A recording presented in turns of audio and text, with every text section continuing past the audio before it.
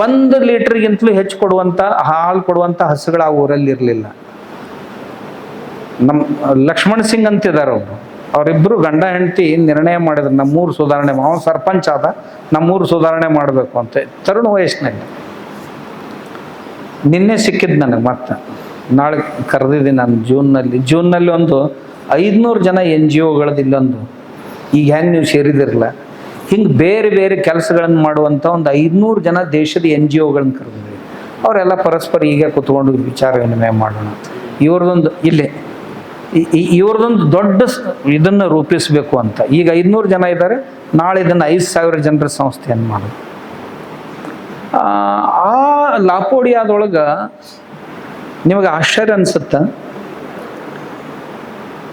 ಕುಡಿಯೋದಕ್ಕೆ ನೀರು ಇರ್ತಿರ್ಲಿಲ್ಲ. 1-2 ಕೆರೆ ಇದ್ದು ಎಲ್ಲ ಒಡೆದೋಗಿದ್ದು. ಗಂಡ ಹೆಂಡತಿ ಸೇರಿ ಊರವ್ರನ್ನ ಕರ್ಕೊಂಡು ಆ ಒಡೆದದ್ದನ್ನು ತಾವೇ ಮುಚ್ಚಿದ್ರು. ಸರ್ಕಾರದ ಯೋಜನೆ ಇದೆ, ಸರ್ಕಾರಿ ಕೆರೆ ಇದೆ, ಅವರೇ ಮುಚ್ಚಬೇಕು ಅಂತ ದಾರಿ ನೋಡಲಿಲ್ಲ, ಇವರೇ ಮುಚ್ಚಿದ್ರು ಅದನ್ನ. ಕೆರೆ 2 ತುಂಬಿದ ಕೂಡಲೇ ಊರು ಜನ ಅಂದರು, ಹಂಗಾದ್ರೆ ನಾವು ಎಲ್ಲರೂ ಊರವ್ರು ಕೂಡಿ ಇನ್ನೊಂದು 2 ಕೆರೆ ಕಟ್ಟೋಣ ಅಂತ 4 ಕೆರೆಗಳನ್ನು ಮಾಡಿಕೊಂಡ್ರು. 1 ಕೆರೆ ಊರಿಗೆ ನೀರು ಬಳಸ್ಕೊಳ್ಳೋದಕ್ಕೆ, ಕುಡಿಯೋ ನೀರಿಗಾಗಿ. 1 ಕೆರೆ ಹೊಲಗಳಿಗಾಗಿ ಬಳಸ್ಕೊಳ್ಳೋದು. 1 ಕೆರೆ ಬರೀ ಪಶು ಪಕ್ಷಿಗಳಿಗಾಗಿ.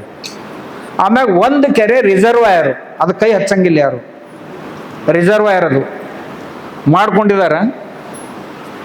ಲಕ್ಷಗಟ್ಟಲೆ ಗಿಡ ಹಾಕೊಂಡಾರ ಮರುಭೂಮಿ ಒಳಗೆ, ಅದರೊಳಗೆ ಹುಲ್ಲಿನ ಬೆಳೆಗಳನ್ನ ಹಾಕಿದ್ದಾರೆ. ಆ ಊರು ದನಗಳೆಲ್ಲ ಹೋಗಿ ಅಲ್ಲೇ ಮೇಯ್ತಾವೆ. ಆಮೇಲೆ ದನಗಳದು 1 ಲೀಟರ್ ಹಾಲು ಕೊಡುವಂಥ ಹಸುಗಳು ಆ ಊರಲ್ಲಿ. 2 ಹೋರಿಗಳನ್ನು ತಂದು ಊರೊಳಗೆ ಬಿಟ್ಟ ನಂತರ ಈಗ ಅದೇ ಊರಲ್ಲಿ ದಿವಸಕ್ಕೆ 10 ಲೀಟರ್ ಹಾಲು ಕೊಡುವಂಥ ಹಸುಗಳು ಎಲ್ಲರ ಮನೆಯಲ್ಲಿ 4-5 ವರ್ಷದಲ್ಲಿ. ಆದ ನಂತರ ಈಗ ಯಾವ ಊರಲ್ಲಿ 200 ಲೀಟರ್ ಹಾಲು ದಿವಸಕ್ಕೆ ತಯಾರಾಗ್ತಿದ್ದಿಲ್ಲ, ಅಲ್ಲಿ 10,000 ಲೀಟರ್ ಹಾಲು ಈಗ ಪ್ರತಿ ದಿವಸ ಟ್ಯಾಂಕರ್ ತುಂಬಿ ಹೋಗ್ತಾ ಇದೆ ಹೊರಗಡೆ.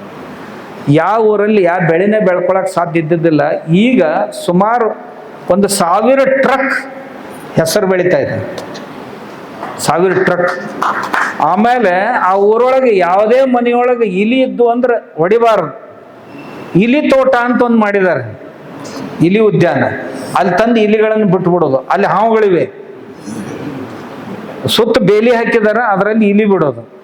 ಆಮೇಲೆ ಪ್ರತಿಯೊಬ್ಬರ ಮನೆ ಎದುರಿಗೆ ಪ್ರಯಾಣದಲ್ಲಿ ನೀರು ಕಾಳು, ಪ್ರತಿಯೊಬ್ಬರ ಮನೆ ಎದುರಿಗೆ. ಊರು ತುಂಬ ಹಕ್ಕಿಗಳು.